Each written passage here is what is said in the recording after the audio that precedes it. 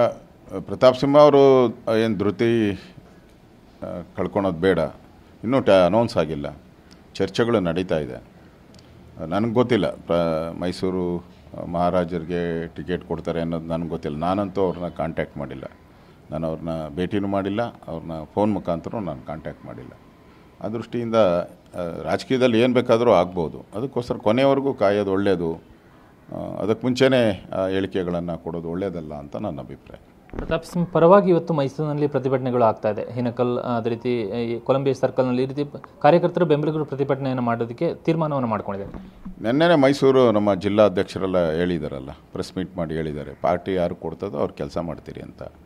So ಅವರು ಪ್ರತಾಪ್ ಸಿಂಹನೂ ಒಂದು statement ಹೇಳಿದ್ದಾರೆ, ಪಾರ್ಟಿ ಯಾರು ಕೊಡ್ತದೋ ನಾನು ಕೂಡ ಅವ್ರ ಪರವಾಗಿ ಕರಪತ್ರವನ್ನು ಹಂಚ್ತೀನಿ ಅಂತ ಹೇಳಿದ್ದಾರೆ.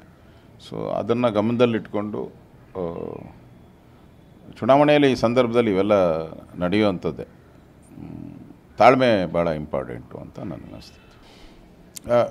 ಪ್ರತಾಪ್ ಸಿಂಹ ಅವರು ಏನು ಧೃತಿ ಕಳ್ಕೊಳೋದು ಬೇಡ, ಇನ್ನೂ ಅನೌನ್ಸ್ ಆಗಿಲ್ಲ, ಚರ್ಚೆಗಳು ನಡೀತಾ ಇದೆ.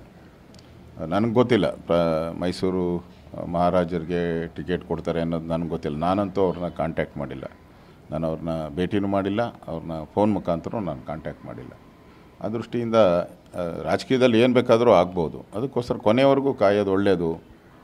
ಅದಕ್ಕೆ ಮುಂಚೆನೇ ಹೇಳಿಕೆಗಳನ್ನು ಕೊಡೋದು ಒಳ್ಳೆಯದಲ್ಲ ಅಂತ ನನ್ನ ಅಭಿಪ್ರಾಯ. ಪ್ರತಾಪ್ ಸಿಂಗ್ ಪರವಾಗಿ ಇವತ್ತು ಮೈಸೂರಿನಲ್ಲಿ ಪ್ರತಿಭಟನೆಗಳು ಆಗ್ತಾ ಇದೆ. ಹಿನಕಲ್ ಅದೇ ರೀತಿ ಈ ಕೊಲಂಬಿಯಾ ಸರ್ಕಲ್ನಲ್ಲಿ ಈ ರೀತಿ ಕಾರ್ಯಕರ್ತರು ಬೆಂಬಲಿಗರು ಪ್ರತಿಭಟನೆಯನ್ನು ಮಾಡೋದಕ್ಕೆ ತೀರ್ಮಾನವನ್ನು ಮಾಡ್ಕೊಂಡಿದ್ದಾರೆ. ನೆನ್ನೆನೇ ಮೈಸೂರು ನಮ್ಮ ಜಿಲ್ಲಾಧ್ಯಕ್ಷರೆಲ್ಲ ಹೇಳಿದಾರಲ್ಲ, ಪ್ರೆಸ್ ಮೀಟ್ ಮಾಡಿ ಹೇಳಿದ್ದಾರೆ, ಪಾರ್ಟಿ ಯಾರು ಕೊಡ್ತದೋ ಅವ್ರು ಕೆಲಸ ಮಾಡ್ತೀರಿ ಅಂತ.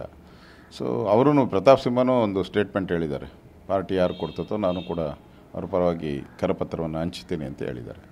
ಸೊ ಅದನ್ನು ಗಮನದಲ್ಲಿಟ್ಕೊಂಡು ಚುನಾವಣೆಯಲ್ಲಿ ಈ ಸಂದರ್ಭದಲ್ಲಿ ಇವೆಲ್ಲ ನಡೆಯುವಂಥದ್ದೇ.